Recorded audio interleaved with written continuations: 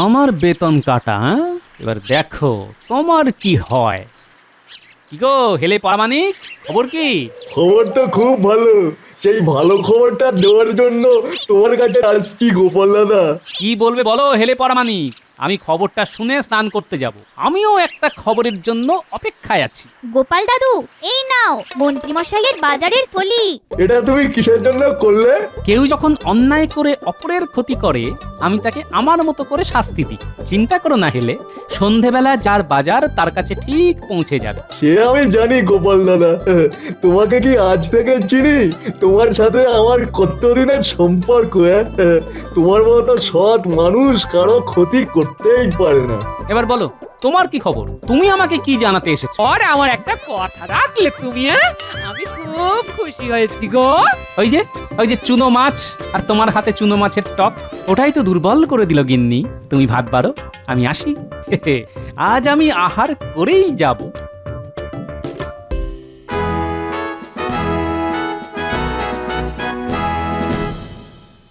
এই যে মন্ত্রী, কি ব্যাপার? আজ এখনো গোপাল এলো না? আজ তো বেতন পাবার দিন। কয়েকদিন ধরে নির্দিষ্ট সময়ে অনেক পরে গোপাল রাজসভায় আসছে, এই নিয়ে একটু আলোচনা করা দরকার। আরে আরে আরে, এখন আর দৌড়দৌড়ি করে হাত পা ভাঙবে নাকি? আস্তে আস্তে এসো, আস্তে আস্তে। মরণকালে ঈশ্বরের নাম করলে কি আর পাপ কমে গোপাল? আচ্ছা, তোমার আজ দেরি হবার হেতু? আজ আহার করে আসার খুব ইচ্ছে হলো, তাই মহারাজ আমার আসতে বেশ খানিকটা দেরি হলো। শুনুন মহারাজ, গোপালের কথা শুনুন। ওর নাকি আজ আহার করার ইচ্ছে হলো, আর আজ আহার করে আসতেই দেরি হলো। বাদ বাকি দিন যেন ও বিনা আহারে আসে। সত্যি তো মন্ত্রী মশাই, প্রতিদিন আমাকে নাকে মুখে গুঁজে পরিমরি করে আসতে হয়। আজ একটু আহার করে এলাম। একটু চুনো মাছের টক গিন্নি রেঁধেছিল, দারুণ। গোপাল করলো আহার আজ চুনো মাছের টক দিয়ে। রাজসভাতে হুলস্থুল, বসবে বিচার দেরি নিয়ে। ঠিক বলেছো সভাকবি, আহার করে দেরি করে কাজে আসার তো শাস্তি পেতেই হবে। পেতেই হবে, কিন্তু কি শাস্তি মন্ত্রী? দেরি করে রাজসভায় আসার জন্য গোপালের বেতন কাটা যাবে, অর্ধেক বেতন পাবে। এটাই একমাত্র শাস্তি। একদিন দেরি, তার জন্য তোমার অর্ধেক বেতন কাটা যাবে? এটা কি ন্যায্য বিচার হলো মহারাজ? মহারাজ কি বলবে? আমি তো মন্ত্রী, মন্ত্রণা দেওয়া আমার কাজ। আমি তোমার দেরি হওয়ার জন্য অর্ধেক মাইনে কেটে নিয়েছি, এবং সেটা মহারাজের আদেশে। মহারাজের আদেশ শিরোধার্য। মন্ত্রী মশাই, আপনার নিয়ম আপনার ওপরে খাটাবো, একটু অপেক্ষা করুন। দুঃখ হচ্ছে গোপাল। না মহারাজ, রাজাজ্ঞা বলে কথা। আমি রাজাজ্ঞা মাথা পেতে নিয়েছি। সামান্য বেতনের জন্য তো আমি রাজদ্রোহী হতে পারি না মহারাজ। আহা আহা, কি শুনি! গোপাল আমাদের খুব গুণী। যাও যাও, সব বেতন নিয়ে এসো, তারপর সভার কাজ শুরু হবে।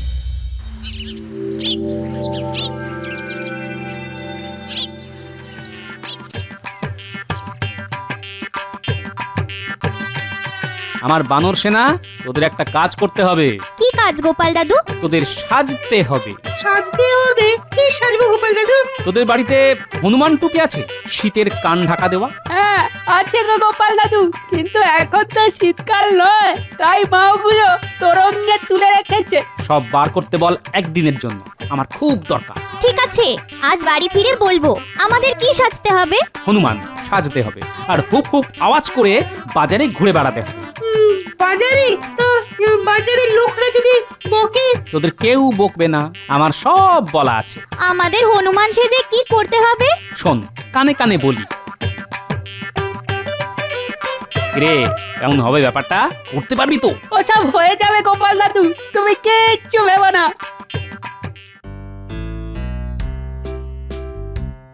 কতদিন পর আয়নাতে নিজেকে দেখছি। যৌবনে কি সুন্দর দেখতে ছিলাম। আহা, এখনো মন্দ দেখতে নই। মাথায় কেমন ঢেউ খেলানো চুল। কি হলো? ঘুম থেকে ওঠা থেকে দেখছি মুখের কাছে আয়না ধরে বসে আছো। কি দেখছো? ওই তো পরোটার মতো মুখ।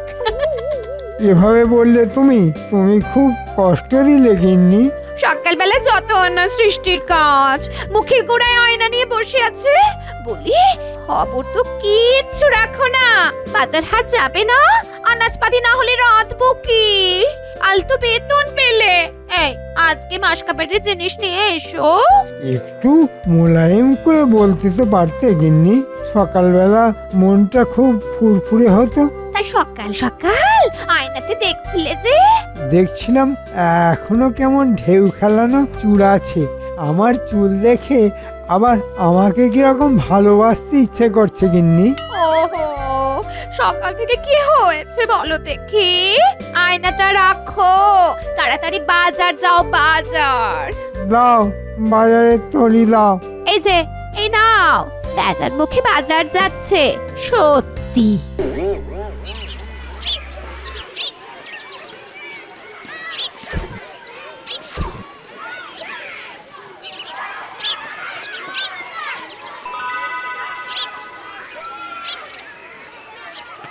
কি মন্ত্রী মশাই, বাজারের ভাড়ে একদম নুয়ে পড়েছেন যে।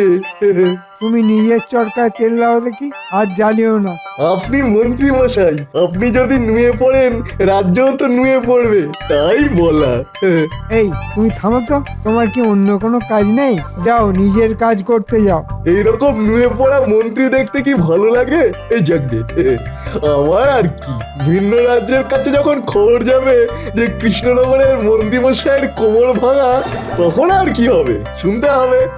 আসি মন্ত্রী মশাই, আসি। এই তোরা কে? আমাকে পাক দিয়ে ঘুরছিস কেন? এই কে কে তোরা? আমার বাজারের থলি ধরে টানছিস কেন?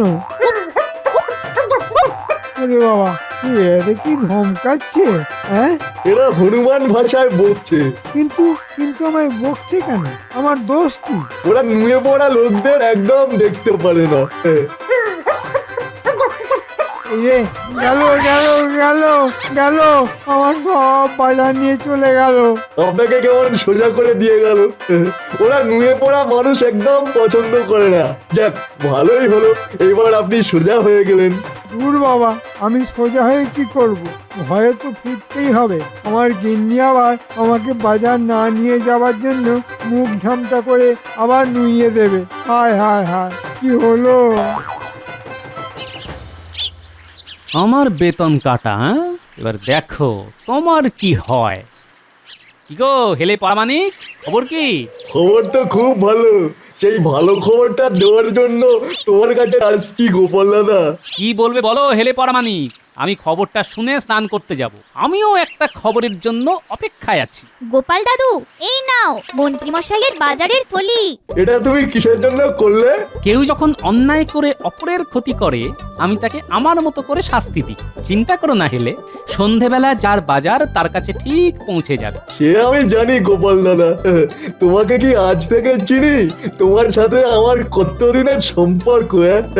তোমার মতো সৎ মানুষ কারো ক্ষতি করতেই পারে না। এবার বলো তোমার কি খবর, তুমি আমাকে কি জানাতে এসেছো? গোপাল দাদু, তোমার বন্ধু দাদুও তো আমাদের সঙ্গে ছিল। আরে আমি তো তোদের বন্ধু দাদুকে পাঠিয়েছিলাম রে, যাতে কোনো বিপদ আপদ না হয়। আমি এই খবরটাই দিতে এসেছিলাম যে তোমার কাজ একেবারে ঠিকঠাক ভাবেই হয়েছে। যাই, এবার নিশ্চিন্তে দুটো ডুব দিয়ে নাকে মুখে গুঁজে রাজসভায় যাই। আজ আমাকে সকলের আগে পৌঁছতে হবে।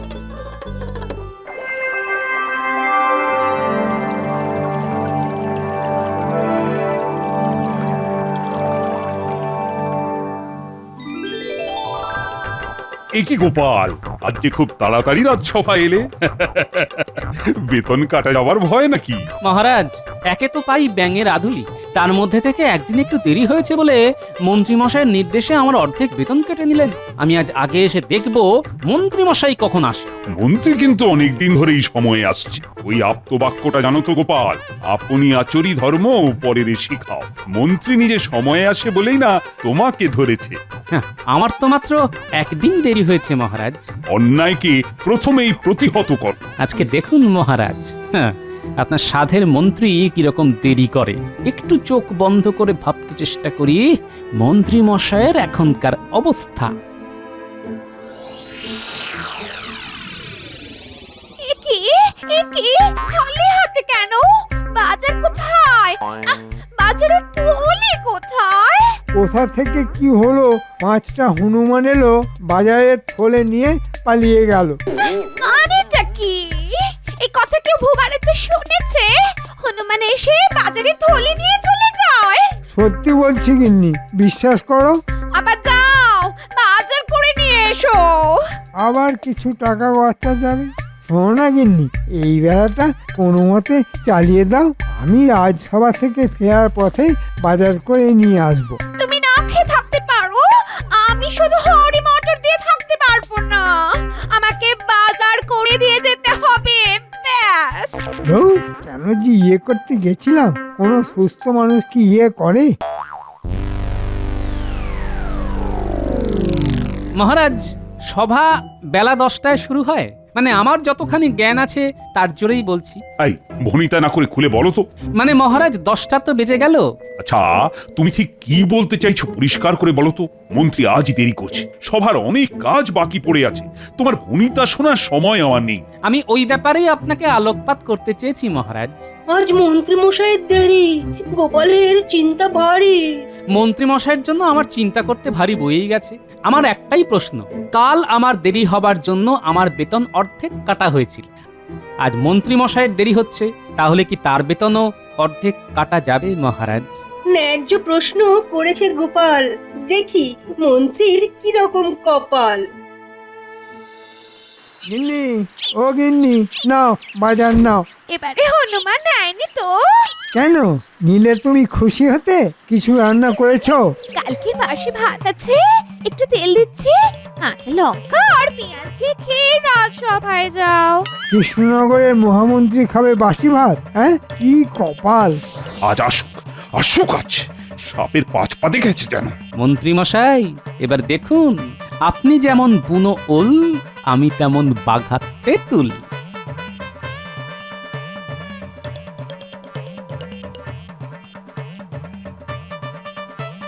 ওরে বাবা, আজ যে কার মুখ দেখে সকালে ঘুম থেকে উঠেছিলাম। ও, আমি তো আমার মুখ দেখে ঘুম থেকে উঠেছি। আজ যে কি কপালে আছে কে জানে।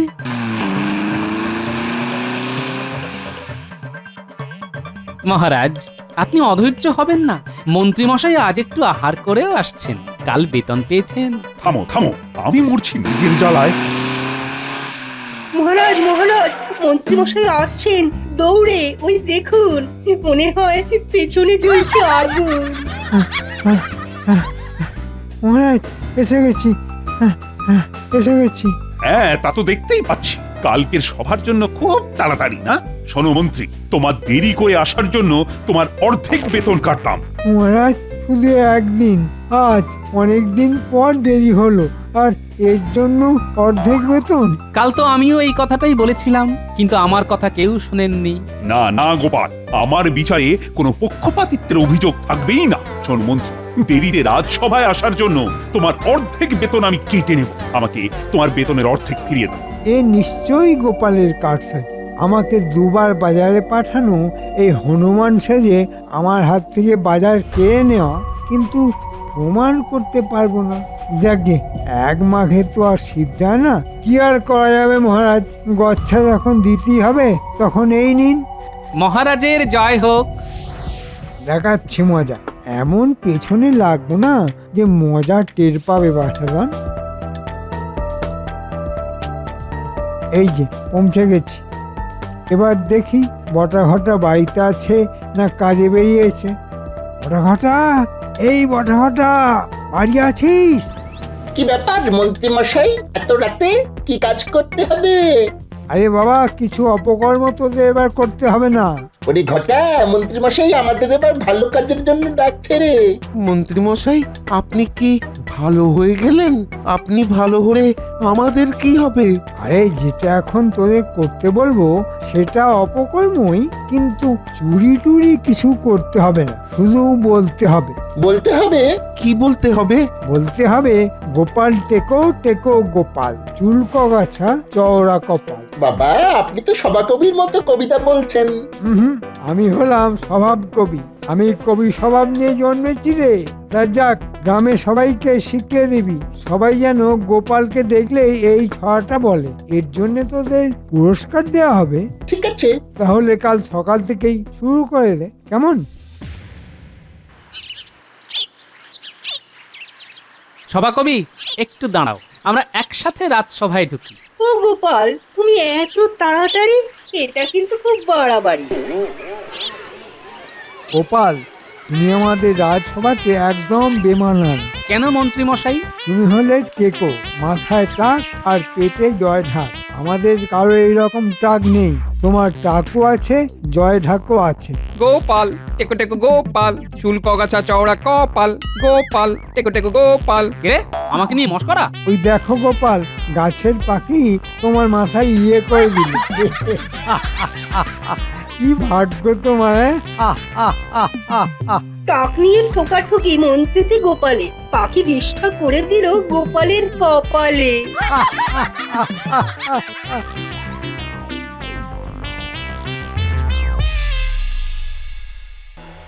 বাহ বাহ বাহ বাহ, আজ সবাই দেখছি সময়ের পূর্বেই যে যার আসনে বসেছে। এর জন্য আমি খুব আনন্দিত। হাসছো কেন মন্ত্রী? মহারাজ, পাখি আজ গোপালের মাথায় আশীর্বাদ বর্ষণ করেছে। তাই নাকি গোপাল? আসলে একমাত্র গোপাল ছাড়া সবার মাথা ভর্তি চুল। পাখিটাও চায়নি যে গোপাল রাজপ্রাসাদে আমাদের মতো কেশস্রীদের সাথে থাকে। পেটে জ্বালা, মাথায় টাক, টুকটাক টুকটাক। আহা মন্ত্রী, তুমিও তো দেখছি সভাকবি হয়ে গেলে। আগে মহারাজ, আমি স্বভাব কবি। কি গোপাল, রাগ হচ্ছে নাকি? তবে তোমার টাকার ভুড়িটা বাপু কিন্তু বড্ড বেমানান। না মহারাজ, আমার রাগও হয় না, দুঃখও হয় না, বরং হাসি পায় মহারাজ। কেন কেন কেন হাসি পায় কেন? আসলে যাদের ঘন কালো ঢেউ খেলানো চুল আছে, তাদের চুলটাই আছে, আর কিছু নেই। দেখুন মহারাজ, কি বলছে গোপাল। তার মানে আপনার মাথায় শুধু চুল আছে আর কিছুই নেই। তার মানে বলতে চাইছে আপনার মাথায় বুদ্ধি নেই। আমি আবার কখন বললাম যে আপনার মাথায় বুদ্ধি নেই? বুদ্ধি না থাকলে একটা রাজ্যের রাজা হওয়া যায়? আমি তো মন্ত্রী মশাইকে বললাম। সত্যি তো, গোপাল কিন্তু আমাকে বলেনি, তোমাকে বলেছে। তুমি তো গোপালের সাথে বুদ্ধিতে পারো না। গোপালের মাথায় চুল নেই, কিন্তু বুদ্ধি তো আছে। ওইরকম বুদ্ধি আমারও আছে। আপনি আমাকে মন্ত্রী করেছেন কি এমনি এমনি? বুদ্ধি আছে বলেই না করেছেন। এটাও ঠিক। তালে তাল না মেলালে হয়? তাহলে তো প্রমাণ হয়ে যাবে মহারাজের বুদ্ধি নেই। না হলে এই বুদ্ধির বেশপতিকে কেউ মন্ত্রী করে? মহারাজ, প্রমাণ হয়ে যাক কার বুদ্ধি বেশি, এই টাকের না চুলের। হয়ে যাক। কি মন্ত্রী, হয়ে যাক। ওই জয়ঢাক টেকোর সাথে? এই রে, গোপালের সাথে বুদ্ধির যুদ্ধ বিপদের। কি যে করি। কি মন্ত্রী মশাই, ভয় পাচ্ছেন নাকি? অমন ঢেউ খেলানো চুল এখন কেমন বাঁদরের লেজের মতো হয়ে গেছে, ওই জন্য ভয় পাচ্ছেন? হ্যাঁ মন্ত্রী, তোমার চুল বেশ বড় হয়ে পিছনের দিকে কেমন লেজের মতো হয়ে গেছে। হেলেনাপিতের কাছে গিয়ে একটু সমান করে নাও, দেখবে চুল ঠিক হয়ে গেলে বুদ্ধিও ফিরে আসবে। বলছেন যখন, কাল একবার হেলেনাপিদের কাছে যাব, চুলটাকে একটু ছেঁটে সমান করে নেব। আর হেলে কি ভালো মাথা মালিশ করে, মাথাটাও ভালো করে মালিশ করে নেব। মালিশ করলেই দেখবেন সব বুদ্ধি হুড়হুড় করে চলে আসবে। একবার হেলে প্রামাণিক মন্ত্রী মশাইয়ের মাথায় হাত বোলা, তারপর তো ইতিহাস হবে। টাক নিয়ে একটা জবরদস্ত কবিতা মাথায় এসেছে, বলি মহারাজ। অবশ্যই। টেকো বুড়োর সাদা টাকের দোয়েল বসিয়ে গাইছিল। খানিক পরে শালিক এসে গলাখানা সাধছিল। টেকো বুড়ো মাথায় তখন সূর্য ভীষণ জ্বলছিল। বাকিটা আমি বলি, আমি তো স্বভাব কবি। বলো বলো বলো শুনি। টেকো বুড়োর মাথায় তখন সূর্য তাপ দিচ্ছিল, গোপাল তখন নিজের মাথায় ঠান্ডা জল ঢালছিল। ঘুরে ফিরে সেই গোপাল। কি কপাল!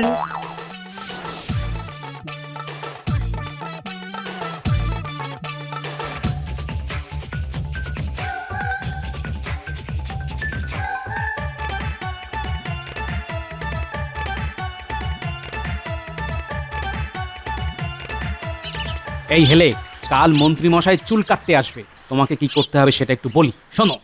কি করতে হবে? কাছে এসো। কথায় আছে, দেওয়ালেরও কান আছে। আচ্ছা, বাহ, বেশ, খুব ভালো, খুব ভালো। কাজটা যেন ঠিকভাবে হয়। কোনো চিন্তা করো না গোপাল দাদা।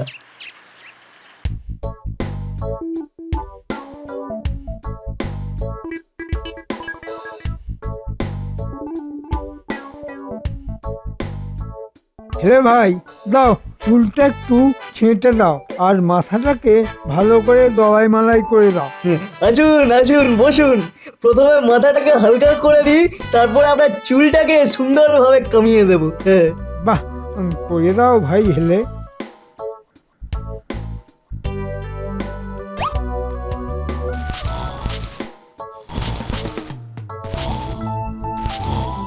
ঘুমিয়ে পড়ুন ঘুমিয়ে পড়ুন, আমি এবার আপনার চুল কামাতে লাগি। দুই দিকে ঘন জঙ্গল, মাঝখানে রাস্তা। হয়ে গেল রাস্তা। এবারে ঘাসগুলোকে সার লাগিয়ে চাষ করতে হবে। হ্যাঁ, এবারে চুলগুলো লাগিয়ে দিই। হ্যাঁ বাহ, মন্ত্রী মশাই জাগুন জাগুন, আপনার চুল ছাঁটা শেষ। আহ, মাথাটা কেমন হালকা হয়ে গেছে। ভালো লাগছে? খুব ভালো।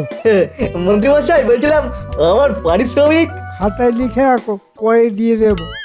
তোমার মতো মানুষের জন্য একদম ঠিক কাজ হয়েছে।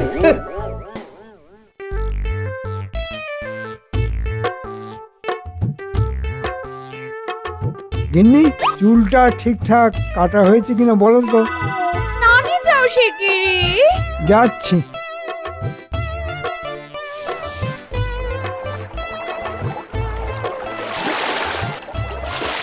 আরে, এত চুল কি করে আসছে? দেখি আমার চুল।